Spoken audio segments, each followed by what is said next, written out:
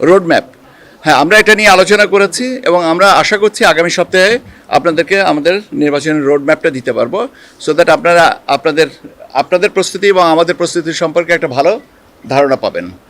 এর সাথে আপনারা জানেন যে আপনাদের এই আপনাদের সাথে আমরা বসতে চাচ্ছি, আপনাদের সাথে আমরা বসবো এবং সেটাও আমরা আগামী সপ্তাহে করব।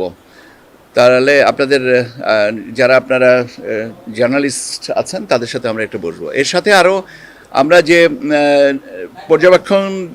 যারা পর্যবেক্ষক হিসেবে আবেদন করেছেন 318টা আবেদন পেয়েছি, এটা পর্যালোচনা চলছে।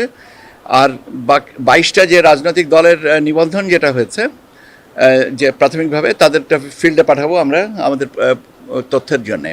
এর সাথে আরও কিছু টুকটাক জিনিস আছে যে বিষয়গুলো না আমরা নিয়মিতভাবে পর্যালোচনা বা আলোচনা করছি এবং এটা আমি আপনাদেরকে সময় সময় জানাবো। এর ভিতরে একটা সিগনিফিকেন্ট পোর্শন হচ্ছে আপনার আউট অফ কান্ট্রি ভোটিং।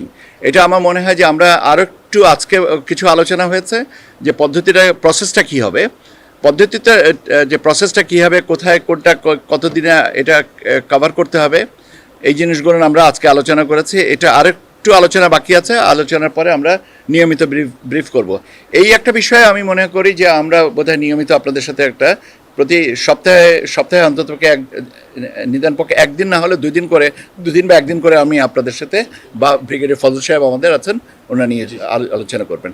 এই হচ্ছে আমাদের দিক থেকে এই মুহূর্তের আপডেট।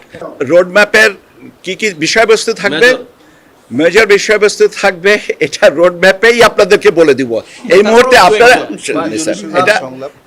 এটা জিনিস শুধু জানেন সংলাপ, আপনাদের সাথে সংলাপ ইত্যাদি যেটা আইনবিধি সংশোধনের সম্পর্কে যাবতীয় তথ্যগুলো আপনাদের ওখানে দেওয়া হবে।